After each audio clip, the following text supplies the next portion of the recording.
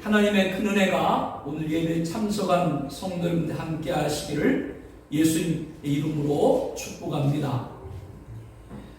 나귀 새끼를 예수께서 타시니 많은 사람들이 종려나무 가지를 들고 호산나 찬송하려다 주의 이름으로 오시는이여 우리 조상 다윗의 나라여 가장 높은 곳에 호산나더라. 예수께서 예루살렘 성전에 들어가사.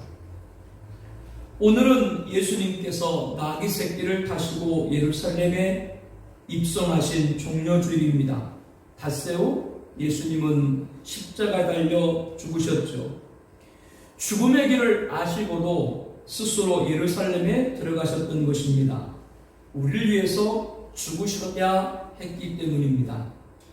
오늘 종려주일부터 시작되는 고난주간, 그 십자가의 길이 나의 기름을 믿고 나아가기를 결단하는 한 주간 되시기를 주의 이름으로 권면하여 드립니다. 지난주 말씀을 삼가고자 합니다. 천사가 향로를 가지고 제단에 불을 담아다가 땅에 쏟음에 우레와 음성과 번개와 지진이 나더라. 계시록 8장 5절에 말씀합니다. 이것은 예수님 재림 이후 세상에 내려질 심판을 말합니다. 이 재앙으로 지구는 하나도 남김없이 멸망될 것을 말씀하고 있습니다. 그런데 이 심판이 있기 전 천사가 들고 있는 금향로가 있습니다. 이는 하늘에 있는 성전 제단에 천사가 들고 있는 이 금향로에는 많은 향연이 모든 성도의 기도와 합하여 하나님께 올려졌습니다. 이 땅에 드려진 모든 성도들 기도가 종말에 하나님에게 들려준 후 심판이 일어났습니다. 예수님께서 두루마리의 마지막 봉인인 일곱인을 깨시자 일곱 천사가 일곱 나팔을 받고 이제 각각 나팔이 불려질 때마다 심판이 임하게 되는데요. 이 최종적인 심판이 이르기 전 성도들의 기도가 응답되는 것이죠. 우리가 이 땅에서 올려드린 기도는 하나도 땅에 떨어지지 않고 하늘 보좌에 상달됨을 알 수가 있습니다. 우리는 기도할 때 울부짖습니다. 하나님, 왜 악은 창궐하고 불의한 자들이 득세합니까? 선은 힘을 잃고 의로운 자들은 핍박을 받습니까? 이렇게 기도하는 그 응답의 날이 마지막 날인 것이죠. 악은 왜 창궐하고 불의하는 자는 왜 득세하는가? 그것은 하나님이 정한 시기까지입니다. 선은 왜 힘을 잃고 의로운 자들은 왜 핍박받는가? 이 또한 하나님이 정한 시기까지인 것이죠. 바로 예수님의 재림 즉 종말 때까지 쌓이는 것입니다. 그날에 악은 심판받고 불의는 소멸됩니다. 선은 보호받고 의는 살아납니다. 그러므로 우리는 기도의 사람이 되어야 됩니다. 종말의 때 성경에 기록된 위대한 하나님의 사람들 같이 기도의 사람들이 되시기를 예수님의 이름으로 축복합니다. 세상은 멸해도 성도의 기도는 무너지지 않습니다. 기도하는 성도는 반드시 승리합니다. 여러분 각각의 기도 분량이 있습니다. 그 기도 분량이 찰 때 큰 복이 임하는 것이죠. 나아가 우리들의 기도가 하나님 제단 곁에 있는 금향로에 채워져야 된다는 사실을 알고 부지런히 기도하여 성도 여러분의 기도가 금향로에 담긴 기도 양을 채울 수 있기를 또한 예수님의 이름으로 축복합니다. 그래서 지금도 그리고 종말에까지 승리 영광을 목도하고 참여할 수 있기를 다시 한번 예수님의 이름으로 축복합니다. 예수님께서 일곱 째를 떼실 때 일곱 천사가 일곱 나팔을 받고 반 시간쯤 고요했던 폭풍 전야와 같은 시간이 지나고 또 다른 천사가 금향로의 많은 향연에 모든 성도의 기도와 합하여 하나님께 올려드린 후 그 천사가 향로를 가지고 제단에 불을 담아다가 땅에 쏟음에 우레와 음성과 번개와 질이 나더라 라고 했습니다. 세상에 재앙이 부어지는 것이죠. 재앙을 받아든 일곱 천사가 차례대로 나팔을 불기 시작합니다. 오늘 본문이죠. 본문 7절에 첫째 천사가 나팔을 불었습니다. 그랬더니 피 섞인 우박과 불이 나와서 땅에 쏟아지면 땅의 3분의 1이 타버리고 수목의 3분의 1도 타버리고 각종 푸른 풀도 타버렸더라 라고 했습니다. 첫째 나팔을 부는 일로 일어나는 계시는 땅의 3분의 1 지역이 황폐화되는 사건입니다. 피 섞인 우박과 불이 나서 땅에 쏟아졌다는 것입니다. 이 결과 땅의 3분의 1을 타버리고 수목의 3분의 1도 타버리고 각종 푸른 풀도 타버렸습니다. 지상의 재앙이 몰아닥친 것입니다. 그러면 하늘에서 땅에 쏟아진 피 섞인 우박과 불은 무엇을 의미하는 것일까요? 피 섞인 우박과 불은 세상에 화를 가져올 거대한 혁명 세력을 상징합니다. 방금 제가 상징이라고 말씀을 드렸습니다. 상징이란 어휘, 단어, 문자 그대로 해석하는 것이 아니고요. 그 문자에 담겨져 있는 의미를 찾는 것입니다. 피 섞인 우박과 불은 문자 그대로 해석할 수도 있습니다. 그런데 그렇게 되면 이 피 섞인 우박과 불의 재앙을 성도들도 당하게 됩니다. 첫째 나팔부터 다섯째 나팔까지는 종말시대 7년 한란 중 전사년 만에 있을 사건입니다. 전사년 반은 교회시대 마지막이자 종말시대의 시작입니다. 짐승 적그리스도의 통치 기간은 후 3년 반이기에 전사년 반은 성도들도 현재와 같이 신앙생활을 할 때입니다. 물론 교회시대 막바지에 성도들 무너뜨리는 배교의 세력들, 거짓 형제들과 치열한 영적을 벌여야 되는 시기가 있기도 합니다. 그러나 피 섞인 우박과 불을 문자 그대로 본다면 성도들도 이 재앙을 받는다는 말이 되는데요. 이러한 것은 하나님께서 자기 백성을 보호하심과 일치하지 않습니다. 애굽에 재앙을 내리실 때도 이스라엘이 거주하는 고센 땅에는 재앙이 내리지 않았음을 알 수 있습니다. 창조 이후 마지막까지 하나님은 그의 성도들을 환난 중에서 보호하심을 성경은 증언하고 있는 것이죠. 성경은 항상 성경 안에 답이 있습니다. 상징적으로 보아야 될 단서를 주고 있습니다. 11절 말씀에 보면 셋째 나팔이 떨어지는 별의 이름이 순숫이라 라고 있습니다. 그러면 이 순숫을 문자 그대로 해석한다면 어떻게 되겠어요? 이것은 나팔에 등장하는 사건들을 문자적으로만 보지 말고 상징으로도 봐야 된다라고 하는 팁을 주고 있는 것이죠. 그러므로 피 섞인 우박과 불은 세상에 이러한 화를 가져올 거대한 혁명 세력으로 보는 것이 맞습니다. 모세가 하나님의 권능으로 애굽의 재앙을 내릴 때 우박의 내림과 불덩이가 우박에 섞여 내림이 심히 맹렬했다고 했습니다. 그리고 우박이 애굽 온 땅에서 사람과 짐승을 막론하고 밭에 있는 모든 것을 쳤으며라고 말씀합니다. 그 당시에는 애굽에 국한된 지역이었지만 인류 종말에 내려질 피 섞인 우박과 불은 능히 땅의 3분의 1을 해하고 수목의 3분의 1과 각종 푸른 불의 3분의 1까지도 해하는 큰 재앙으로 임한다라고 하는 거죠. 애굽에 큰 재앙을 받았는데 누구 때문에 애굽에 그런 재앙이 내렸어요? 바로 때문에 그런 재앙이 내렸죠. 그와 같이 오늘 피 섞인 우박과 불이 내린다고 하는 것은 이러한 재앙을 가져올 자가 있다라고 하는 거예요. 그 자가 누구인가? 이것을 오늘 우리들에게 알려주고 있는 거죠. 이렇게 전 세계적으로 임할 재앙입니다. 이런 사건에 관하여 에스겔 38장 22절에 내가 또 전염병과 피로 그를 심판하여 쏟아지는 폭우와 큰 우박더미와 불과 이왕으로 그와 그 모든 무리와 그와 함께 있는 많은 백성에게 비를 내리리라 경종을 했습니다. 피 섞인 우박과 불이 나서 땅에 쏟았다는 말은 장차 이 세상에 이 같은 무서운 재앙을 가져올 한 인물이 등장할 것이라는 표현입니다. 하나님께서는 이 세상에 이런 심판을 내릴 존재로 짐승 즉 적그리스도를 사용하는 거죠. 적그리스도를 통해서 이 세상에 이런 재앙을 내리시게 됩니다. 물론 여기서 우리가 앞으로 살아가야 될 종말시대 7년 하나 중 전사년부까지 이런 실제적인 재앙이 전혀 없다는 것이 아닙니다. 주님께서는 마지막이 가까우면 가까울수록 곳곳에 큰 지진과 기근과 전염병이 있겠고 또 무서운 일과 하늘로부터 큰 징조들이 있으리라 라고 말씀을 하셨기 때문입니다. 특별히 우리가 살고 있는 세대인 20세기 후반부터 21세기 들어서 지진 등 자연재해, 기후재앙, 자원 고갈, 기근, 기아, 테러 전쟁 등 갈수록 강도가 강해지고 빈도가 잦아지고 있지요. 그렇게 전사년까지도 피 섞인 우박과 불이 땅에 쏟아져 같은 실제는 재앙이 있을 수는 있습니다. 그런데 중요한 것은 뭐냐면 이러한 재난의 강도가 강해지고 빈도가 잦아진다고 하는 것은 누구의 등장? 짐승, 적그리스도의 등장에 가깝다라고 하는 걸 우리에게 알려주고 있는 거죠. 마지막 시대라는 것입니다.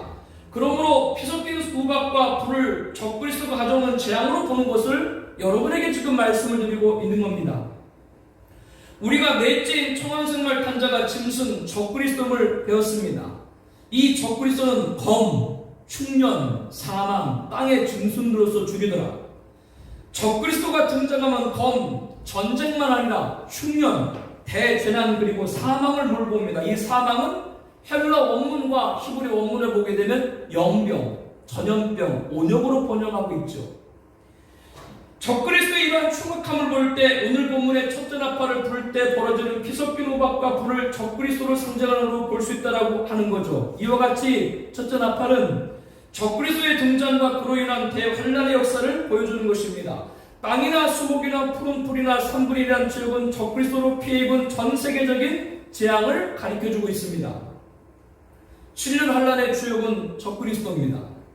이자가 처음에는 세계인들을 지구를 위기에서 구해낸 영으로, 유대인들은 자신들의 목적을 이루어줄 메시아로 오인을 합니다. 적그리스도가 인류 전쟁과 난제들을 해결할 자로 출현하기 때문이죠. 그러므로 7년 동안에 일어날 환란을 나팔로 계시한 일에서 첫째 나팔을 불 때 누구의 등장? 적그리스도 등장을 가장 먼저 우리들에게 계시해주고 있는 겁니다. 이자가 세상에 등장하면서부터 세계 3분의 1을 초토화시키는 재앙이 일어나기 시작하는 것이죠. 즉 어떤 의미냐면 이자가의 등장이 가까울수록 전 세계는 자연재해 등 전쟁 등 위기가 고조돼요. 그 고조된 위기를 해결할 자가 누구로 나타나요? 바로 적그리스도예요. 그러니까 적그리스도는 그러한 위기를 고조시키는 자면서 그런 위기를 해결할 평화의 왕으로 위장한다라고 하는 거예요. 이것을 말씀을 통해서 깨달으라 라고 지금 우리들에게 증언하고 있는 거죠. 세계 3분의 1을 초토화시키는 재앙이 일어나기 시작하는 겁니다. 피 섞인 우박과 불이 나와서 땅에 쏟아짐에 땅의 3분의 1을 타버리고, 여기서 땅의 표현은 6장에서 배운 붉은 말, 큰 칼, 큰 전쟁인 핵전쟁. 핵전쟁은 번말탄자의 대기근과 재난을 말합니다.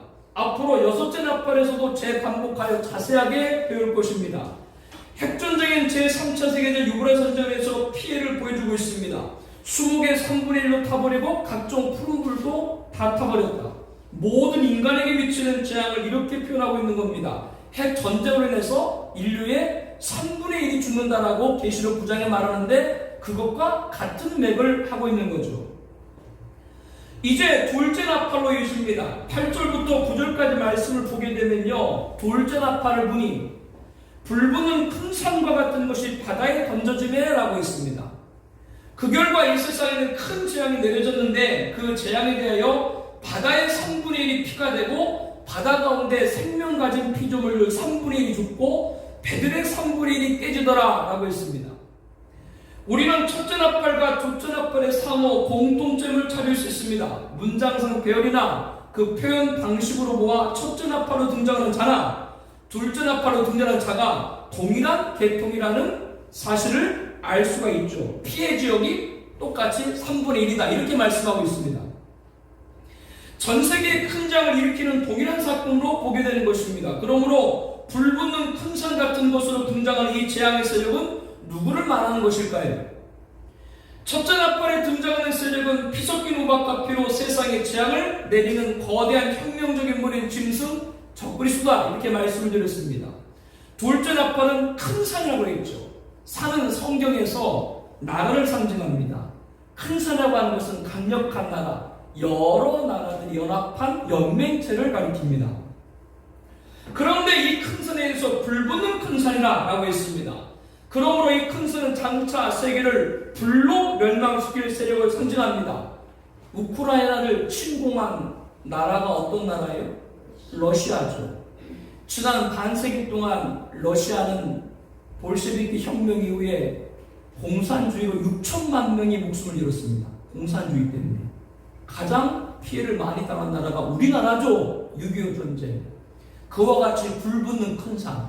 그 나라가 있으면, 그 제국들이 있으면 전 세계 전쟁이 난다 라고 하는 걸 우리들에게 보여주고 있는 거예요. 이렇게 큰 산은 장차 이 세계를 불로 멸망시키는 세력을 상징합니다. 하나님께서 과거 제국인 바벨론을 향해서 멸망당할 산이다 이렇게 비유했습니다. 이 산은 장차 이 세상에 등장할 멸망의 세력인데 하나님께서 그를 심판하여 멸망의 산 앞으라. 이것은 바벨론을 가리키는 거예요. 과거 제국 멸망의 산 앞으라. 너로 불탄 산이 되게 할 것이다. 본문의 큰 산을 바벨론 제국 같은 제국이 종말에 등장할 것으로 볼 수 있는 근거를 우리에게 알려주고 있는 성경의 예언인 거죠. 그러면 본문의 불붙는 큰 산 같은 것이란 무엇을 가리키는 것입니까? 장차 이 땅에는 적그리스도를 도와줄 세력이 등장한다라고 하는 거예요. 이들은 성경의 열불이라고 하는 열 나라로 상징되어 있습니다. 적그리스도를 정치적, 경제적, 군사적으로 도와줄 세력, 연맹체들이죠. 이 열불은 과연 보통 산인 것이 아니라 큰 산인 것입니다.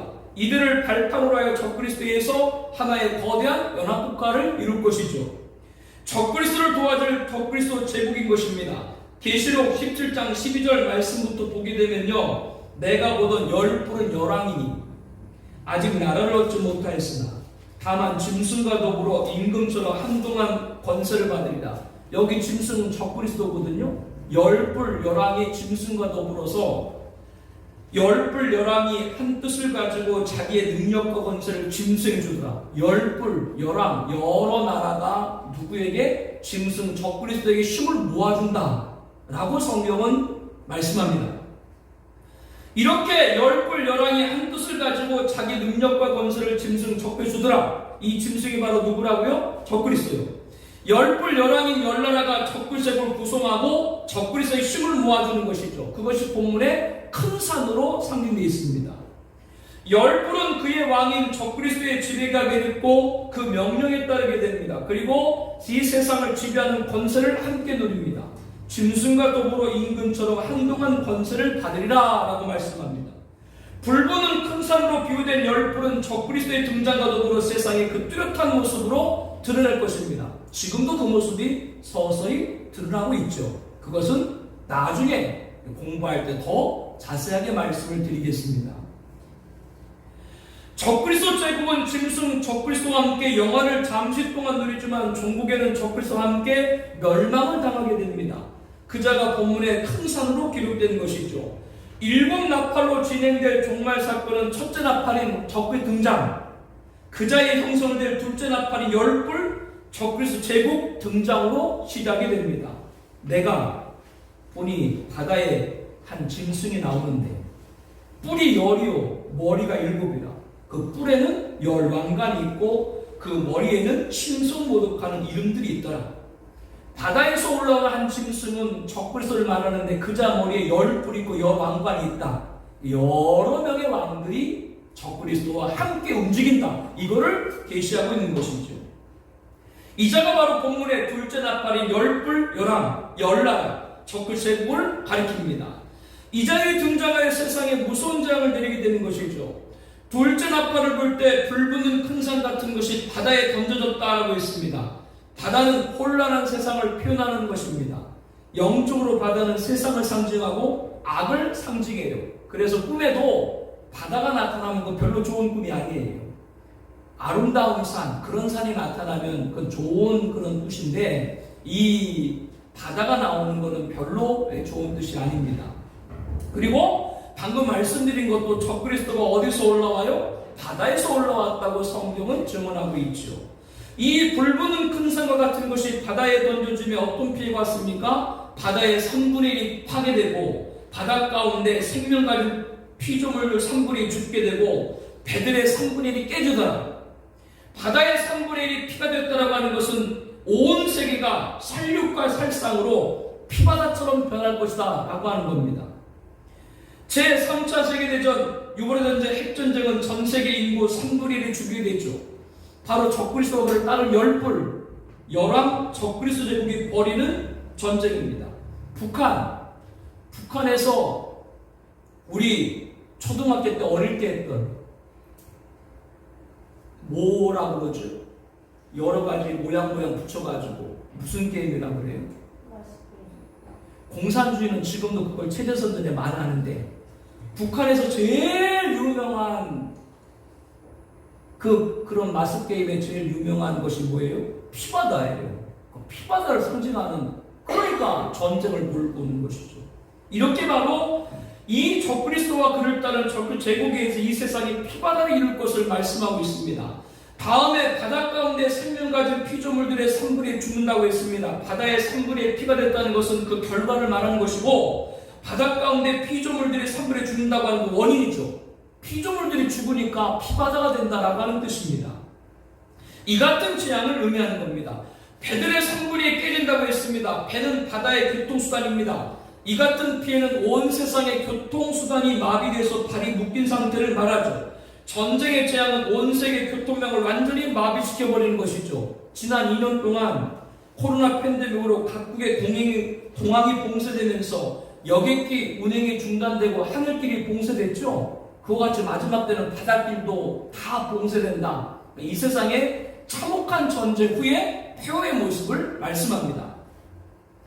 셋째 천사가 나팔을 불기 시작했습니다. 10절부터 11절 말씀까지 보게 되면요, 셋째 나팔을 불 때 횃불같이 타는 큰 별이 하늘에서 떨어져 강들의 3분의 1과 여러 물샘에 떨어졌다라고 했습니다.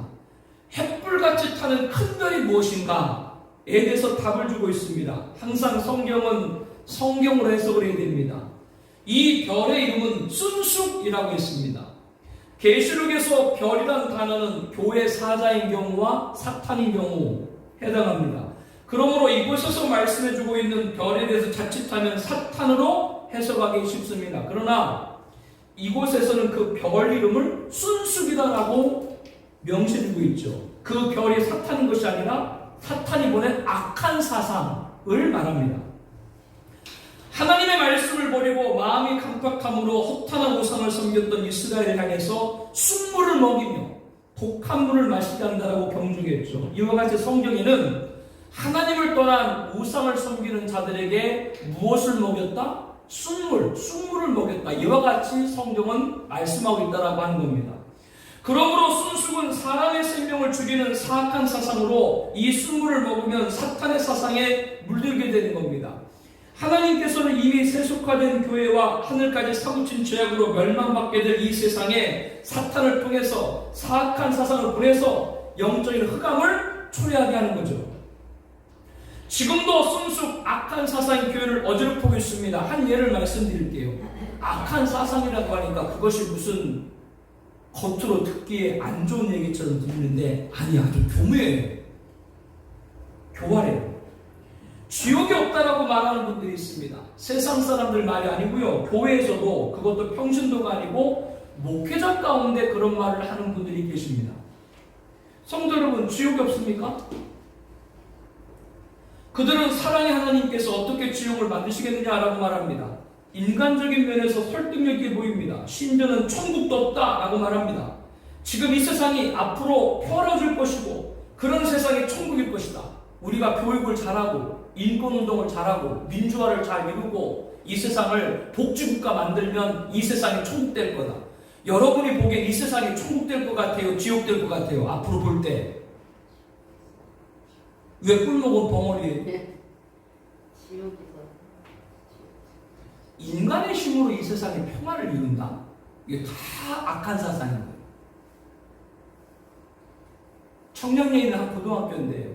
미션입니다. 오랜 전통을 가진, 거기서 배출된 좋은 목사님들 많이 있습니다. 아주 사립 좋은 그런 명문 고등학교예요. 그런데 학생회장으로 선출된 아이가 미션 스쿨이니까 채플 예배를 하잖아요. 일주일에 한 번씩요. 거부를 해요. 종교 자유주의가 있다고. 단식 투쟁을 합니다. 법적으로 그것까지 재판까지 받게 됩니다. 근데 이 학생이 고등학교를 졸업하고 대학교를 가는데 예전에는 시험이나 이런 걸 보지 않고 특별한 활동 이런 게 있으면 대학을 갈 수 있는, 지금도 그런 게 있습니다만 서울대학교 법대를 갔어요. 데모했다고 서울대학교 법대를 갔어요. 의롭게 맞서 싸웠다고. 그런데 대학 생활하다가 어느 날 여의도 광장이 나타나요. 지금은 여의도 공원이었습니다만 과거에 거기 여의도 큰 광장이었어. 국군의 날 되면은 군인들이 거기서 퍼레이드를 했죠. 거기서 애가 벌거벗고 나처럼 나와. 왜 그렇게 나온 줄 아세요? 반전 그리고 군대 복무에 거부하는 그런 또 운동을 거기서. 여러분이 보기엔 그 학생이 어떻게 보여요? 그런데 그 학생이 그렇게 되기까지 원인이 있을까요? 원인이. 그 원인이 누구냐? 다른 것이 아니라 그 학생이 다녔던 고등학교에 채플 예배를 인도하던 목사님입니다. 그걸 우리는 교목이라고 그러죠. 학교에 파송된 목사님, 교목. 교목이 예배 시간에 성령을 가리키는데 지옥이 없다라고 말해요. 그리고 예배 드리고 싶지 않으면 안 드려도 된다라고 학생들한테 그렇게 설교를 해요. 그 학생이 그렇게 되기까지 누가 해줬다고요? 그 학교에 파견된 목사가 그런 일을 했다고요. 이게 바로 악한 사상입니다. 지옥이 없다. 우리는 분명히 알아야 됩니다. 성도 여러분, 우리는 구원받았습니다. 아멘. 그런데 우리는 구원을 받고 구원을 이루어가고 있습니다. 무슨 말씀인가 하면요, 지금 우리는 예수님 믿고 구원을 받았죠. 그러나 여전히 우리는 인간의 몸을 입고 있습니다. 육체는 결국 세상을 쫓고 죄를 짓게 합니다. 즉 우리 몸이 부활하신 예수님의 몸과 같이 영화로운 몸을 입게 될 때 구원은 완성되는 겁니다. 이것은 예수님이 재림하셔야 이루어집니다. 예수님이 재림하셔서 악은 심판하고 의는 승리하는 것이죠. 그러므로 재림 종말 심판은 무서운 것이 아닙니다. 우리에게는 영광입니다. 이때 심판받은 악인은 지옥에 떨어져 혈문받는 것이고 형벌받는 것이고 의인은 천명한 국가 천국에서 영원히 살게 됩니다. 그런데 지옥을 부인한다. 그러니까 천국도 부인하는 거예요. 이것이 바로 순수 숭물로 변질된 말씀을 전하는 것이죠. 교회 지도자들 먼저 타락시키고 그로 인해서 많은 성도들이 그 숭물 악한 사상으로 오염되게 만들어가는 거예요. 큰 별이 하늘에서 떨어져 강들의 3분의 1과 여러 물샘에 떨어졌다고 했습니다. 사탄이 하는 일은 크게 두 가지입니다. 하나는 하나님을 대적하는 것이고 또 다른 하나는 성도들을 타락시키는 것이죠. 그 방법이 악독하고 잔인합니다. 그가 가지고 있는 악한 사상으로 성도를 타락시키는 것입니다. 순수 떨어지는 것이 바로 하나님의 교회입니다. 강들에 떨어졌다, 물샘에 떨어졌다. 이 강들과 물샘은 어디를 상징해요? 교회를 상징하는 거예요. 사탄이 이처럼 교회를 타락시킬 때 반드시 타락한 하나님의 종들을 사용합니다. 여러분, 사탄이 잔인하고 악독하다라고 했는데 잔인하고 악독하기 때문에 사람을 악독한 자로 만드는 건 아니에요. 사탄은 잔인하고 악독한데 사람을 좋은 사람 만들어요. 착한 사람 만들어요. 근데 좋은 사람을 만들고 착한 사람을 만드는데 어떻게 만들어놔요? 지옥이 없다라고 말하게 되고 인간의 힘으로 이 세상에 평화를 수받다고 그렇게 거짓 사상으로 문들게 만들어요. 겉으로 그 사람 보기엔 좋은 사람이죠. 그러나 그 안에는 숭물 악한 사상으로 자리 잡는, 이걸 우리는 잘 분별해야 됩니다. 사탄이 용의 꼬리가 하늘의 별 3분의 1 끌어다가 땅에 던졌다. 계시록 12장 4절에 말합니다. 땅에 던짐받은 하늘의 별 3분의 1은 하나님의 종들의 모습을 위장하고 있는 성도들의 숭물을 먹이는 사탄의 종들인 거죠. 이 하늘의 별이 떨어진 곳이 강들 3분의 1과 물샘, 바로 하나님의 종들에서 교회 성도들이 잘못된 길로 가게 되는 겁니다. 사탄은 에덴에서 하와에게 간교한 방법으로 숭물을 먹였습니다. 사탄은 하나님이 참으로 너희에게 동산 모든 나무 열매를 먹지 말라 하시더냐, 그럴싸한 말로 접근했습니다. 이 하와는 동산나무 열매를 우리가 먹을 수 있으나 동산 중앙에 있는 나무 열매는 하나님 말씀에 너희는 먹지도 말고 만지도 말라, 너희가 죽을까노라 답을 했죠.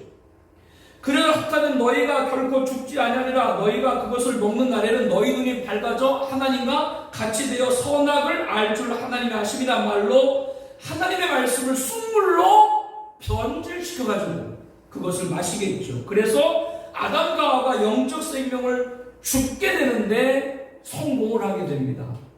두 번째 아담, 마지막 아담이신 예수님에게도 사탄이 그런 짓을 했지만 예수님은 물리쳤죠.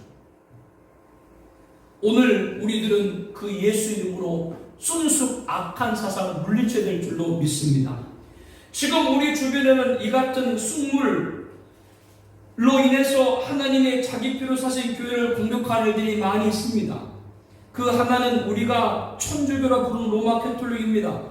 이것은 우리가 믿는 신앙과 전혀 관계없는 우상종교단체입니다. 이 집단은 중세기부터 음녀교회 총번산으로 활동했습니다. 로마 바티칸에 있는 베드로 성당, 여러분 베드로 성당이 왜 베드로 성당인 줄 아세요?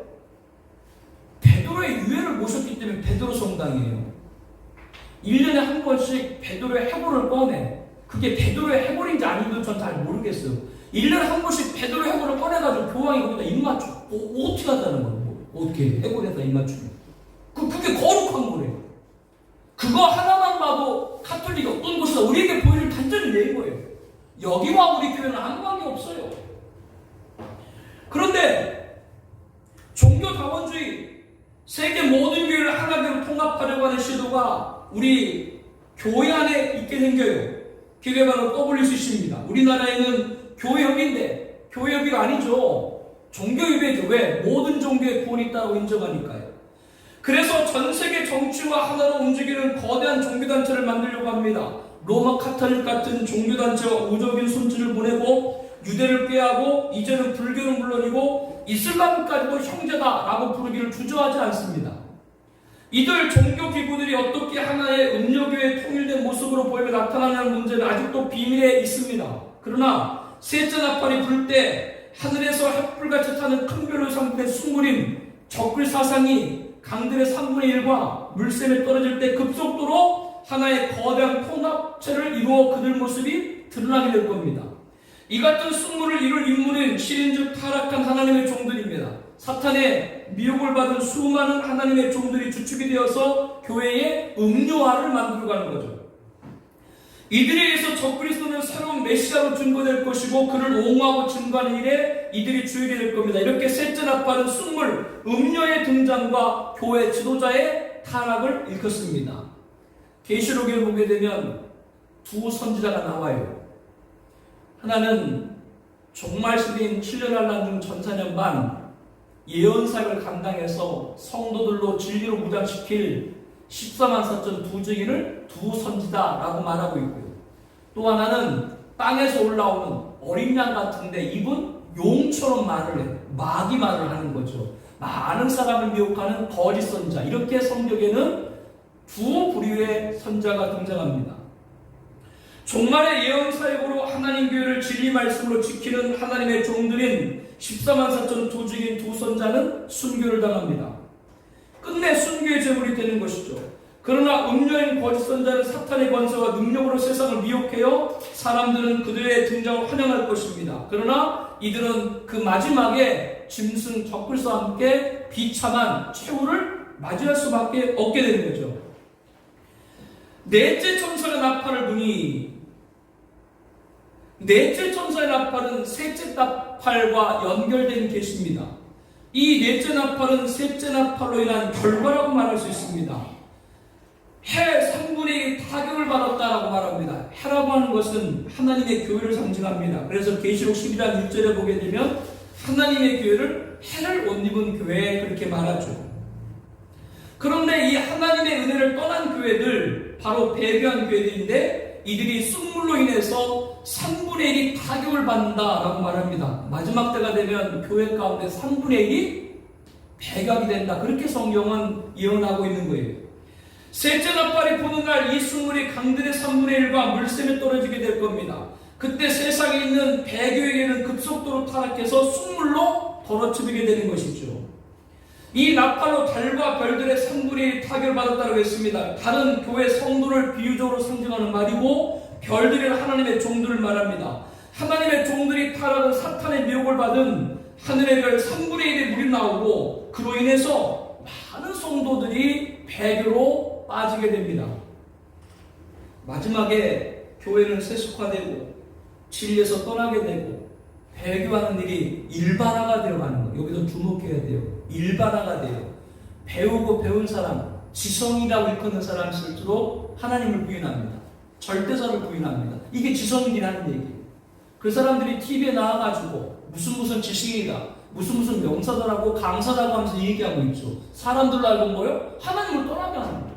절대자가 어딨냐? 우리 스스로 인격체인데 우리가 다 알아서 해라. 자기가 자기를 알아서 해. 그러면서 자기 병도 못 고치면서 감기 걸리면 어디 가요? 병원 가서 약 좀. 아니 자기 감기 걸린 거 하나 못 지키면 자기를 구원해? 감기도 못 고치면서 자기를 구원해? 이런 어불성설이 어디 있어요? 그런데도 사람들은 그 미혹에 빠지는 거죠. 그것이 교회도 일반화가 되는 거예요. 이게 참 우리가 깨어야 되는 이유입니다. 이 같은 일로 인하여 낮의 3분의 1은 비춤이 없고 밤도 그러하다라고 했습니다. 낮은 교회를 말하고 밤은 세상을 말하죠. 사탄의 숙물로 인해서 교회에 세속하는 하나님의 교회 3분의 1 숙물로 오염돼서 복음의 질을 잃어버리고 세상도 어둠에 잠기게 되는 것이죠. 교회는 세상의 빛인데 세상에 비친 교회가 어두워지니까 당연히 세상을 상징하는 밤도 함께 어두워지는 겁니다. 이같이 넷째 나팔은 영적 암흑으로 교회의 배교를 말합니다. 세상의 어둠으로 점철되는 것이죠. 첫째 나팔에 적그리스도가 등장하고 둘째 나팔에 적그리스도 올 큰 산 열불 적그리스도 행복이 등장하고 셋째 나팔에 교회 지도자들의 쓴숙 사탄의 악한 사상에 빠진 음료의 등장과 거짓 선자 교회 지도자들이 타락하고 넷째 나팔에 많은 교회들이 배교와 함께 세상 영적 암흑을 가져오게 됩니다.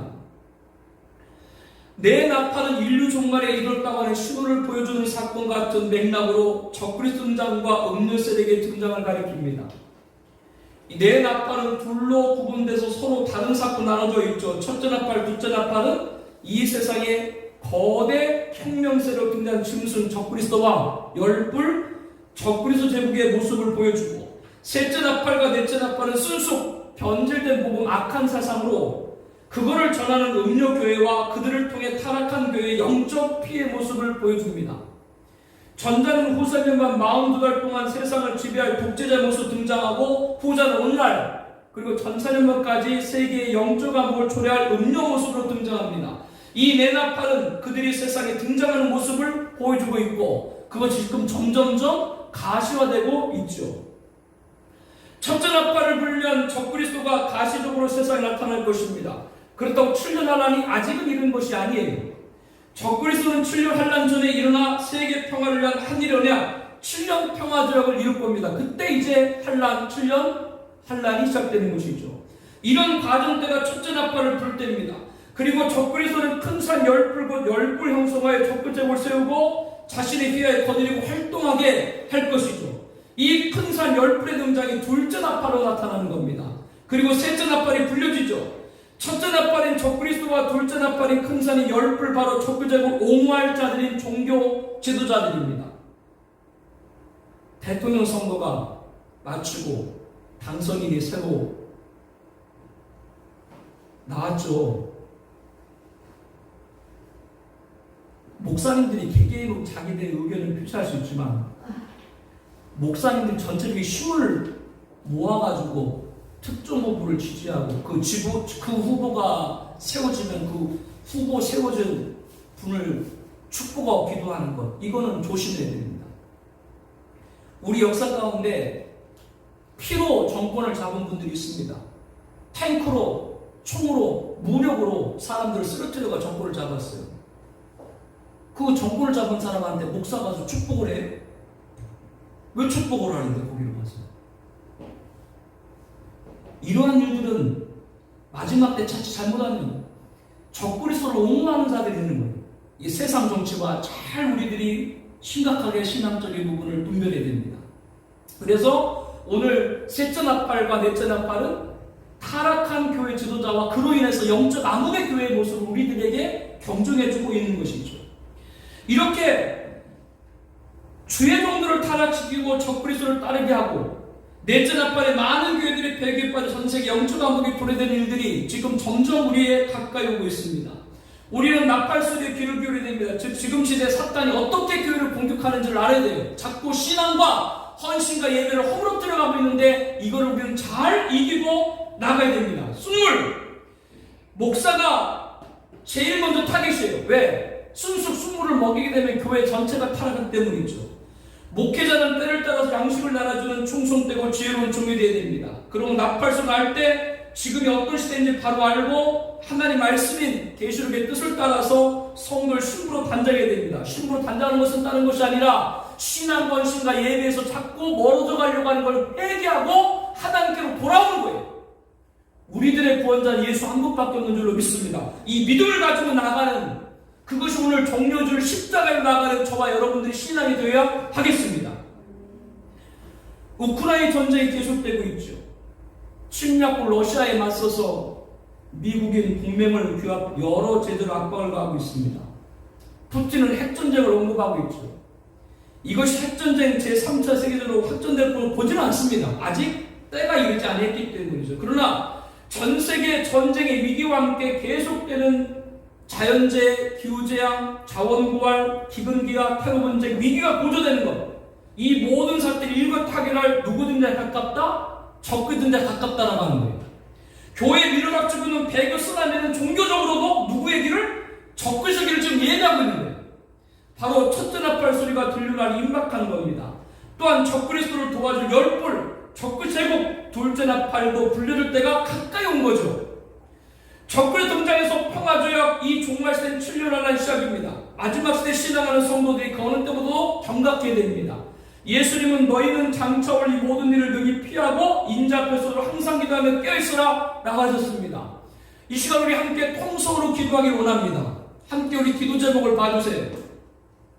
셋째 나팔 순수 변질된 복음을 전하는 음녀와 교회 지도자들, 어둠의 넷째 나팔 배교로 영적 감독이 도래한 교회가 되어서는 안 됩니다. 첫째인 면류관 받은 흰말 탄자를 씻어나서 부중인 교회 회개를 외치는 예언사에게 귀를 기울이게 하여 주시옵소서. 사탄의 제일 표적은 주의적입니다. 담임 목사를 위해서 기도를 많이 해야 됩니다. 목사님의 순수, 숙무를 배격하고 때를 따른 양심, 생명 말씀을 증가하는 충성되고 지혜로운 종이 되게 하여 주시옵소서. 나팔 소년할 때 우리가 살고 있는 때가 어느 시대인지를 바로 알고 하나님 말씀인 계시의 뜻을 따라 신부로 단장할 수 있게 하여 주시옵소서. 신앙과 헌신과 예배에 하나님 앞에 나아가는 우리가 되게 하옵소서. 깨어있는 신앙, 이기는 자의 신앙, 신령 성도가 되게 하여 주시옵소서. 우리 함께 통성으로 기도하겠습니다.